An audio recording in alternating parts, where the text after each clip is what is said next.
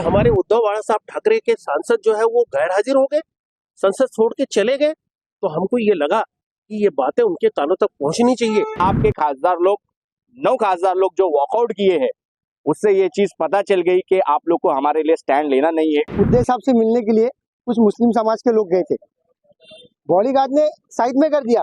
ये शिंदे साहब नहीं करते। ये राजनीति का बड़ा दुर्भाग्यपूर्ण चैप्टर है कि संजय राउत जैसे इतने सीनियर सांसद से इस तरह की भाषा का हम लोगों को बिल्कुल एक्सपेक्टेशन नहीं है। ऐसी भाषा उनको इस्तेमाल करना चाहिए कि उनका जो स्टेचर है उसके समांतर जाए। ये उनके स्टेचर के खिलाफ वाली भाषा है। अब रहा सवाल थाना और मुख्यमंत्री के करीबी है या मुख्यमंत्री के साथ फोटो है। महाराष्ट्र में 1960 में हमारा ये स्टेट बना है। आज इतने दिनों में पहली बार ऐसा मुख्यमंत्री बना है जो सामान्य जनता का मुख्यमंत्री है। आज रास्ते में चलते चलते आदमी उनको हाथ देता है, खड़े हो जाते हैं। इसके पहले भी मुख्यमंत्री थे, शिवसेना के 8-2.5 साल मुख्यमंत्री थे। जब इसके पहले के मुख्यमंत्री ने इस एक्सेस ही नहीं दिया किसी को, उनके अगल बगल फटकने का कोई चांस ही नहीं दिया, तो कोई कहां से फोटो खिंचवाएगा और कोई कहां से उनकी तारीफ करेगा। आज ये मुसलमान, देखो ये एक नैरेटिव है, ये बिल्ड किया जा रहा है क्योंकि मुख्यमंत्री साहब का जो ये हम लोग उनके वोटर है और हम उनके वोटर है और we are proud to be voter, उनके वोटर होने का हमको गर्व है क्योंकि हमने जिसको वोट दिया था वो आज मुख्यमंत्री बना है। और मुख्यमंत्री बनने के बाद आज इन 2-2.5 सालों में उन्होंने पूरे महाराष्ट्र की काया पलट कर दिया है।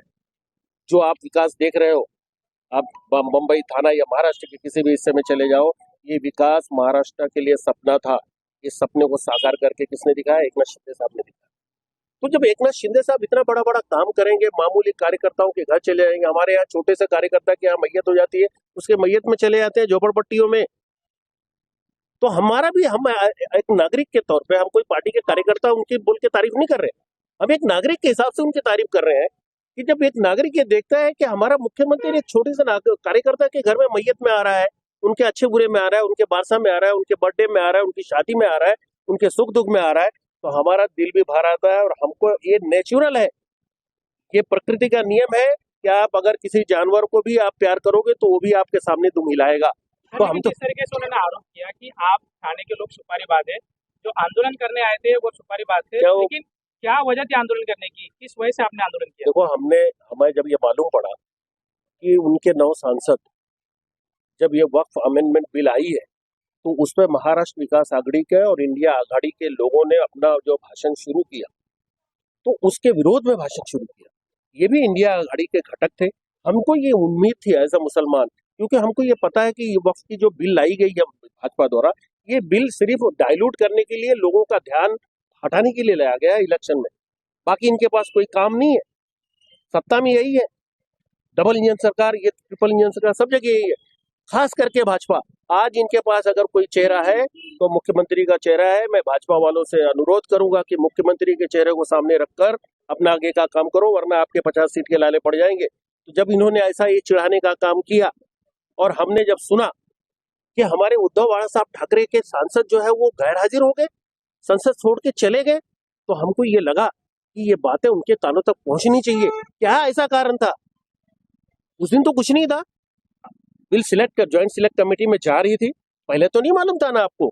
ये तो जब एनडीए आघाड़ी वालों ने इस पर ऑब्जेक्शन उठाया, नीतीश कुमार की पार्टी ने, माननीय रेड्डी, वो आंध्रा की पार्टी ने, जब वो उनके ऊपर ऑब्जेक्शन लिया, तब उन्होंने ज्वाइंट सिलेक्ट कमेटी में भेजा। उसके पहले इन्होंने विरोध नहीं किया। इनके 9 सांसद जाके कैंटीन में बैठ के वहां पर आराम से खाना खा रहे हैं। तो हम आहत हुए कहीं ना कहीं। देखो, एज अ मुसलमान हम आहत हुए।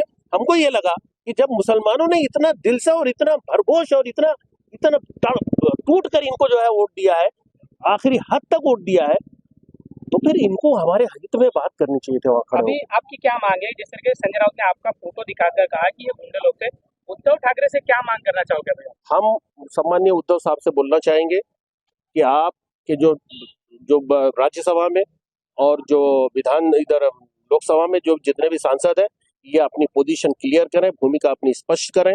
अगर ये इस तरह की भूमिका लेंगे तो हमारे मन में जो है ये आएगा कि हमसे गलती हो गई कहीं ना कहीं, और आगे ऐसी गलती हमें नहीं दोहरानी चाहिए। ये हमारी माननीय उद्धव साहब को हमारा निवेदन है कि आपको मुसलमानों ने प्रेम दिया है, उस प्रेम को कायम रखना नहीं रखना ये आपके हाथ में है।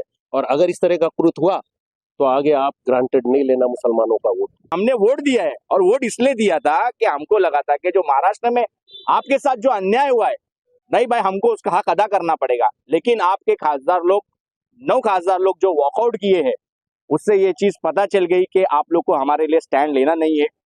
और ये पिक्चर उसी दिन क्लियर हो गई जिस दिन आपके 9 के 9 मेंबर ऑफ पार्लियामेंट वॉकआउट किए। वक्फ बोर्ड अमेंडमेंट का जो बिल आया था, हर पार्टी ने, अपोजिशन पार्टी ने उसका विरोध किया। हमें भी उम्मीद थी कि आपके 9 के 9 सांसद विरोध करेंगे। और बड़ी अफसोसजनक बात यह है कि राउत साहब सुबह सुबह उठ करके न्यूज पे आके डिबेट की बात करते हैं। मुझे ये चीज समझ में नहीं आती वो वक्फ बोर्ड अमेंडमेंट के बिल के ऊपर क्यों नहीं ज्यादा बात किए, और क्या वो वक्फ बोर्ड अमेंडमेंट के बिल का विरोध करेंगे। उनको वो स्पष्टीकरण देना ज्यादा इंपॉर्टेंट था, ताकि फोटो दिखा के किसी के ऊपर आरोप करना कि भाड़ोतरी लोग है और सुपारीबाज है। वोटिंग के टाइम भी यही दाढ़ी टोपी वाले लोग आपको अपना भाड़ोतरी और सुपारीबाज नहीं दिखे क्या? वोट ले लिए। किस तरीके से लोकसभा में आपने वोट डाला इंडिया अलायंस को, हाँ, आने वाले विधानसभा में किस तरीके से उत्तर मिलेगा? रिजवान भाई, अभी ये खासदारगी के लिए जो इन लोग ने स्टैंड नहीं लिया तो ये बहुत बड़ा क्वेश्चन मार्क हो गया है। अभी मैं कल भी न्यूज में देख रहा था, बहुत सारे लोग कमेंट्स में लिख रहे थे कि भाई यार हमने तो दिलो जान से इनको वोट दिया कि ये लोग हमारे स्टैंड लेके, लेकिन ये लोग खुद वॉकआउट हो गए। तो सोचना तो पड़ेगा, और ऑप्शन भी बहुत है। संजय राउत साहब फोटो दिखा रहे लोगों का, तो पहला मैं बोलना चाहूंगा कि वो सुबह सुबह वो क्या करते, खाली फोटो में आते, लोगों में नहीं आते। लोगों में जो रहता है ना, उनसे आप बात करें। फोटो दिखाने का काम, अभी तो फोटो तो मैं भी दिखा सकता हूँ। देखिए ये राजन बिचारे साहब के साथ मैं हूँ, ये देखिए एक देखो उदय साहब भी मेरे साथ में है। और अभी एक चीज और बताना चाहता हूँ, एकनाथ शिंदे साहब की बात आ रही है। देखो अभी देखो इसमें ना उदय साहब से मिलने के लिए कुछ मुस्लिम समाज के लोग गए थे, बॉडीगार्ड ने साइड में कर दिया। ये शिंदे साहब नहीं करते, गरीब अमीर जात पात नहीं देखते, कोई भी आया आओ क्या काम है क्या प्रॉब्लम है, सबकी तकलीफ सुनते, सबसे बात करते। ये इसको क्या मालूम है संजय राउत साहब को। और रही बात तो बिल के ऊपर, अपना मुस्लिम के लोग गए थे, मुस्लिम लोग गए थे, ये इसका सवाल करना था इन लोगों को कि आप 9 लोग भागे क्यों। इंडिया अलायंस के लोग बोले, वहां पे विरोध किए, MIM के लोग किए, राष्ट्रवादी के लोग किए, सबने विरोध किया, आप क्यों भागे।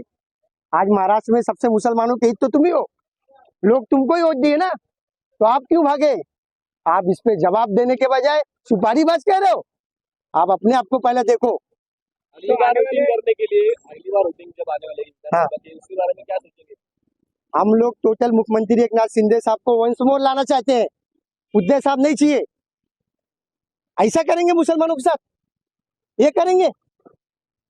अगर पूछने गए कुछ सवाल तो सुपारीबाज, गुंडे, क्रिमिनल, इसलिए वोट दे रही पब्लिक तुमको। हम लोग वंस मोर वापस मुख्यमंत्री एकनाथ शिंदे साहब को मुख्यमंत्री बनना देखना चाहते हैं। नमस्कार, मैं हूं मानक गुप्ता। अगर आपको हमारा ये वीडियो पसंद आया हो तो इसे लाइक और शेयर जरूर करें, और हां, हमें सब्सक्राइब और फॉलो करना ना भूलें, ताकि आप देश और दुनिया की कोई खबर मिस ना करें। तो जुड़े रहिए हमारे साथ और देखते रहिए News 24।